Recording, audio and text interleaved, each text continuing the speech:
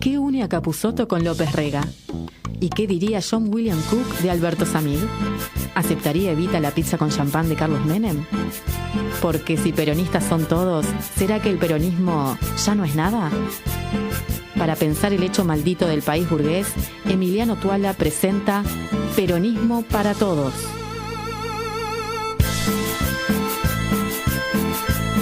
Argentina era, a comienzos del siglo XX, un país básicamente agroexportador en el cual pequeños grupos se enriquecían vendiendo al mundo carnes y granos. Políticamente contaba con partidos de izquierda y de derecha, pero el fraude y la represión eran la norma, aunque esto parece que empezó a cambiar un poco con el inicio del voto secreto, que llevó al gobierno a la Unión Cívica Radical UCR, partido que está hasta hoy día en la competencia. La UCR es un partido liberal centrista que gobernó entre el 16 y el 30.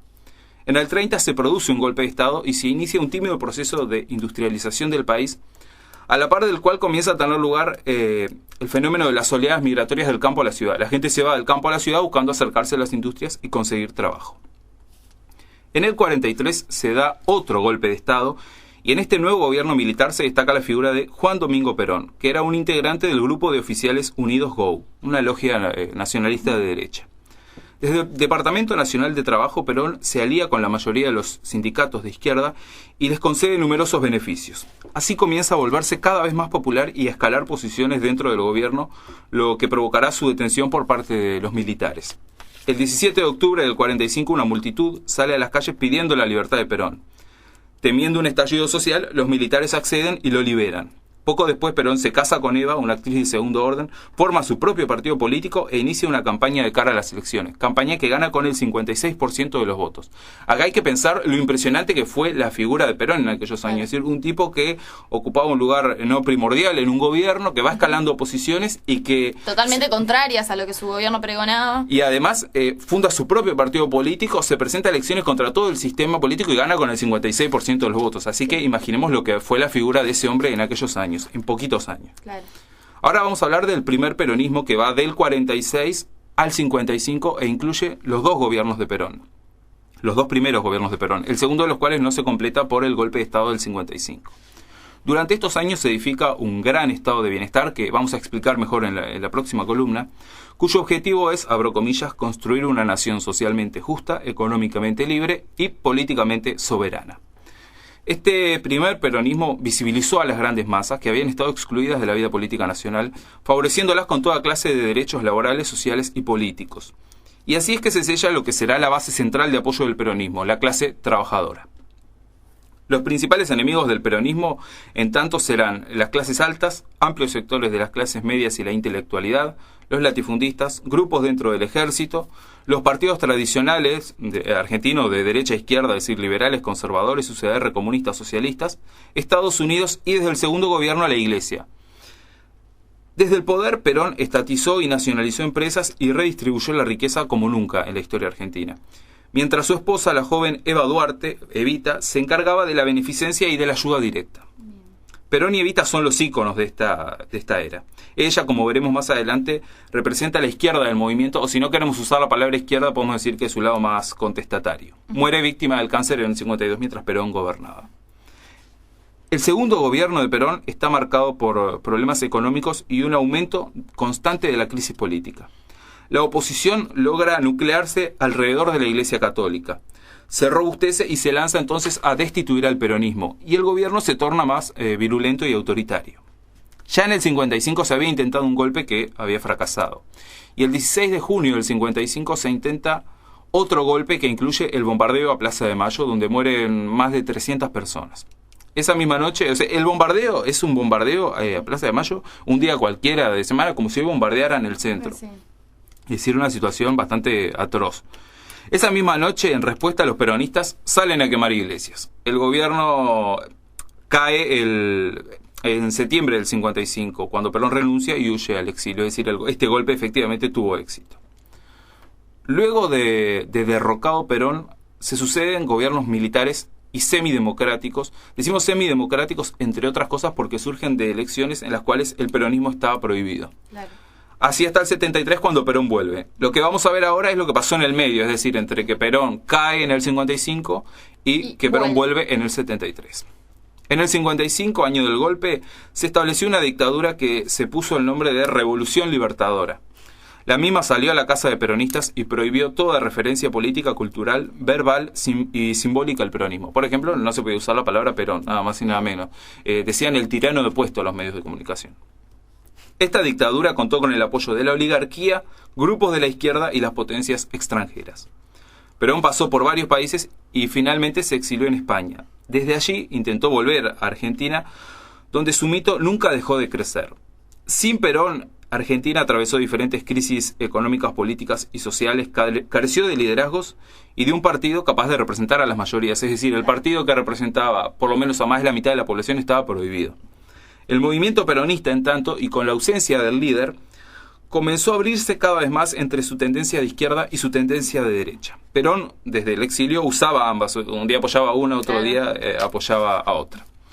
En la derecha peronista se destaca el sindicalismo, la llamada burocracia sindical, mientras en la izquierda peronista se destacan el Grupo Armado Montoneros y la JP, la Juventud Peronista, que combinaba las tesis peronistas con el marxismo. Decía que el peronismo debía evolucionar hacia el socialismo en esta nueva etapa. Hacia fines de los 60 y principios de los 70, Argentina era un caos. Había problemas económicos, estallidos sociales, crisis de autoridad, guerrillas peronistas, no peronistas, grupos parapoliciales, peleas internas entre los militares. Era verdaderamente un caos. Los milicos entonces habilitan las elecciones y permiten que compita el peronismo, aunque solo ponen un pero, que es que no compita Perón. Esas elecciones las ganó Cámpora, que era un tipo que Perón había designado para jugar esa contienda. Durante sus 40 días de gobierno, Cámpora tomó toda clase de medidas populares. Pero esta primavera camporista se terminó porque Cámpora no llegó para hacer la revolución, sino para hacer lo que finalmente hizo. Llamó nuevas elecciones y ahí sí... Que Perón pudiera retornar al poder. Exactamente, permitió la competencia de Perón. Por aquellos años los milicos razonaban así. Bueno, el único que va a poder frenar esta efervescencia revolucionaria, esta inestabilidad social, es Perón. Así que le permiten a Perón volver al país. Pero ya Perón no la tenía nada fácil porque tanto la izquierda como la derecha peronista estaban muy radicalizadas y distantes. El líder ya no va a poder dominar ambas vertientes como había hecho en otro momento.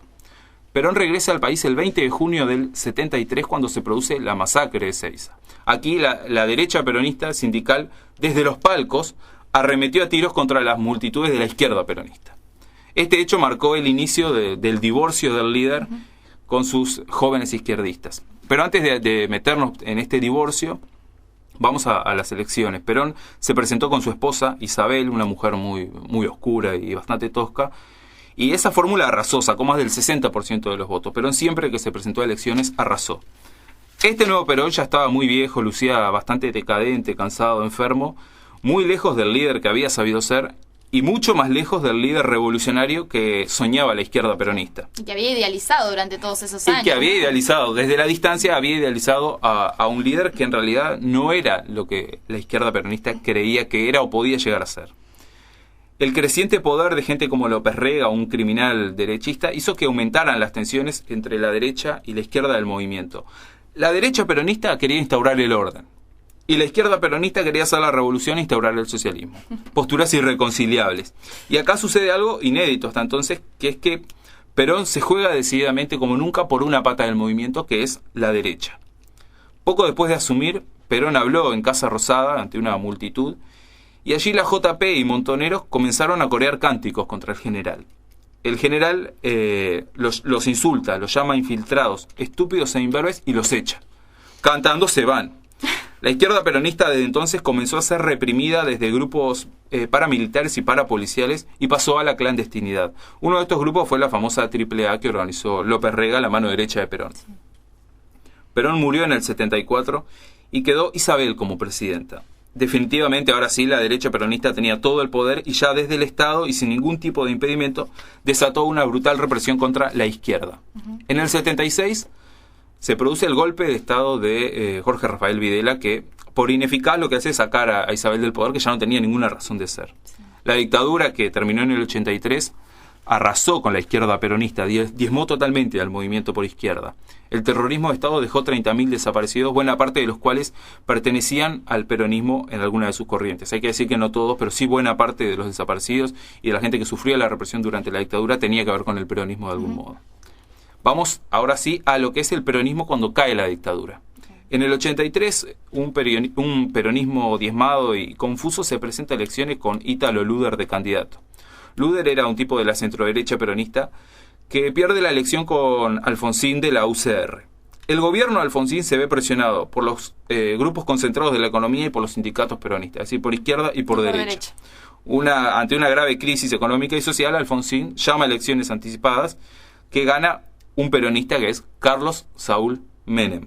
Este peronista venía del Patilludo, un hombre muy particular de su estética, venía del interior del país, de La Rioja, y prometía revolución productiva, reindustrialización y salariazo. Todo lo contrario a lo que hizo cuando gobernó. Menem inició un feroz proceso de privatizaciones, desregulación de las relaciones laborales y sometimiento como nunca en la historia argentina a Estados Unidos. Siguió todas las recetas que le mandó el FMI. Todas las recetas del FMI. Alumno 10. Es impresionante el caso de Carlos Saúl Menem. Es un tipo que prometía algo hasta el día antes de la elección y después en el gobierno hizo todo lo contrario. Además, indultó a los militares que habían tenido responsabilidad durante la dictadura. La gran paradoja argentina, y por qué no la gran paradoja peronista, es que un peronista, Menem, fue quien mejor desmontó el estado de bienestar que había montado el peronismo. La tarea que comenzó la oligarquía argentina con el golpe del 55... Nadie la hizo mejor que él. Recién la termina de concluir, la termina un peronista, 40 años después, la concreta un peronista. Menem fue reelecto en el 95, pero ya durante su segundo gobierno aumentaron notoriamente el desempleo, la pobreza y la conflictividad social, y empezó a surgir con fuerza el antimenemismo dentro del peronismo, encabezado por Eduardo Duhalde. Con un peronismo dividido y confuso, una alianza no menos confusa de antiperonistas, esto es muy común en la historia argentina, se juntan todos los antiperonistas, sea lo que sea, y compiten con el peronismo. En este caso ganaron y llevaron a la presidencia al radical Fernando, dicen que soy aburrido, de la Rúa.